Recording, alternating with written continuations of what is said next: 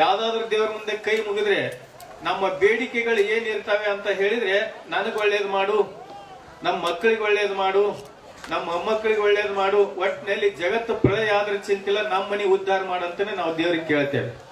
ಆದ್ರೆ ಒಬ್ಬ ಸಂತ, ಒಬ್ಬ ಮಹಾಂತ ದೇವರಲ್ಲಿ ಪ್ರಾರ್ಥನೆ ಮಾಡ್ತಾರೆ ಅಂತ ಹೇಳಿದ್ರೆ, ಈ ಜಗತ್ತಿಗೆ ಒಳ್ಳೇದನ್ನ ಮಾಡಂತ ಕೇಳ್ತಾರಲ್ಲ, ಆ ಕಾರಣಕ್ಕಾಗಿ ಅವರು ಜಗತ್ತಿನ ಪೂಜ್ಯರಾಗಿರ್ತಕ್ಕಂಥವ್ರು.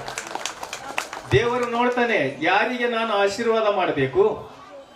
ಬಹುಶಃ ಒಬ್ಬ ಮಹಾತ್ಮರು ದೇವರನ್ನ ಕುರಿತು ತಪಸ್ಸನ್ನ ಮಾಡ್ತಾರೆ. ಕಠಿಣಕರವಾಗಿರ್ತಕ್ಕಂಥ ತಪಸ್ಸು. ಅಷ್ಟು ತಪಸ್ಸನ್ನ ಮಾಡಿದಂತ ಉದ್ದೇಶ ಒಂದೇ, ಭಗವಂತನ ದರ್ಶನವನ್ನ ಮಾಡಬೇಕು ಅನ್ನುವಂಥದ್ದು. ಅವರ ಕಠಿಣಕರವಾಗಿರ್ತಕ್ಕಂಥ ತಪಸ್ಸನ್ನು ನೋಡಿದಂತಹ ಪರಮಾತ್ಮ ಅವರ ಮುಂದೆ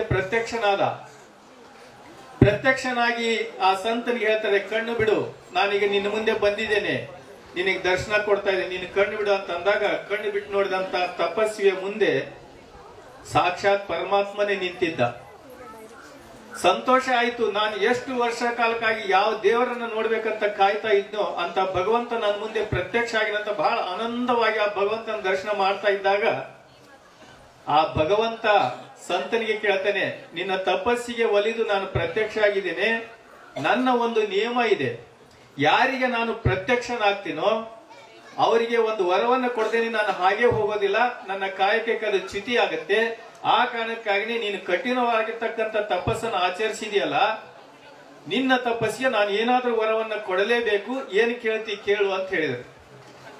ತಪಸ್ಸಿಗೆ ಏನ್ ಕೇಳಿದ್ರು ಕೂಡ ಕೊಡಕ್ ಸಿದ್ಧರಿದ್ದಳು.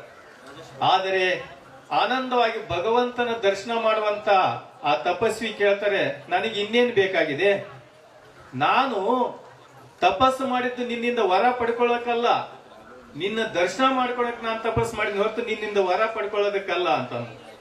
ಆದ್ರೆ ದೇವ್ರು ಹೇಳ್ತಾನೆ, ಇಲ್ಲ, ವರ ಕೊಡದೆ ಹೋದ್ರೆ ನನ್ನ ಕೆಲಸ ಪೂರ್ತಿ ಆಗೋದಿಲ್ಲ, ವರ ಕೇಳಿದ್ರೆ ನನ್ನ ಭಕ್ತಿನೂ ಪೂರ್ತಿ ಆಗೋದಿಲ್ಲ ಅಂತ ಇವ್ರು ಹೇಳ್ತಾರೆ. ನಾನು ಕೇಳೋದಿಲ್ಲ ಅಂತ ಇವರು, ಕೊಡದೆ ಹೋಗೋದಿಲ್ಲ ಅಂತ ಭಗವಂತ. ಕೊನೆಗೆ ಹೇಳ್ತಾನೆ ಸಂತ ಮಹಾಂತ, ನಾನು ತಪಸ್ಸು ಮಾಡಿದಂತ ಕಾರ್ಯ ಪೂರ್ತಿಯಾಗಿದೆ, ನನಗೆ ದರ್ಶನ ಕೊಟ್ಟಿದ್ಯಾ, ಇಲ್ಲಿಗೆ ನನ್ನ ಕೆಲಸ ಪೂರ್ತಿ ಆಯ್ತು, ನಾನಿನ್ನು ಹೊರಡ್ತೀನಿ ಅಂತಂದು ಆ ತಪಸ್ವಿ ವಾಪಸ್ಸು ಹೊರಡುವಾಗ ಭಗವಂತ ಅಂತಾನೆ, ಅವರಂತೂ ವರ ಕೇಳಿಲ್ಲ. ಕೊನೆಗೆ ಆ ಭಗವಂತ ಹೇಳ್ತಾನೆ, ಪರಮಾತ್ಮ ನೀನು ವರ ಕೇಳದೆ ಹೋದ್ರೆ ಅಷ್ಟೇ ಆಯ್ತು, ಆ ಹಿಂದೆ ಹೋಗುವಂತ ನೆರಳು ಇರುತ್ತಲ್ಲ, ಆ ನೆರಳನ್ನ ನೋಡಿ ಭಗವಂತ ಹೇಳ್ತಾನೆ, ಅವರು ವರ ಕೇಳದೆ ಹೋದ್ರೇನು ನಿನ್ನ ನೆರಳಿಗೆ ನಾನು ವರ ಕೊಡ್ತೀನಿ. ಏನು ವರ ಕೊಡ್ತೀನಿ ಅಂದ್ರೆ, ಈ ನೆರಳು ಎಲ್ಲೆಲ್ಲಿ ಬೀಳುತ್ತೋ ಆ ಜಗತ್ತೆಲ್ಲ ಕಲ್ಯಾಣವಾಗಲಿ ಅಂತ ಆ ನೆರಳಿಗೆನೆ ಆಶೀರ್ವಾದ ಮಾಡಿಬಿಟ್ಟ ಭಗವಂತ. ಆ ಕಾರಣಕ್ಕಾಗಿ ಯಾರು ಏನನ್ನು ಬಯಸದೇನೆ ಭಗವಂತನನ್ನ ಕುರಿತು ತಪಸ್ಸನ್ನ ಮಾಡಿದ್ರೆ ಅವರ ಅಡಿಯಲ್ಲಿ, ಅವರ ಮುಡಿಯಲ್ಲಿ, ಅವರು ನಡೆದಾಡುವಂತ ಭೂಮಿಯಲ್ಲಿ ಎಂಥ ಶಕ್ತಿ ಇರ್ತಕ್ಕಂಥ ಅವ್ರ ನೆರಳು ಬಿದ್ರು ಕೂಡ ಸಾಕು. ನೀನೊಲಿದು ಪಾದವನ್ನಿಟ್ಟ ನೆಲವೇ ಸುಕ್ಷೇತ್ರ, ಜಲವೇ ಪಾವನ ತೀರ್ಥ, ಯತ್ರ ಪತಂತಿ ಶಿವಯೋಗೇನಾಂ ತದೈವ ಸದನಂ ಪಾವನಂ ಗ್ರಹಮೇ ದಿನಂ.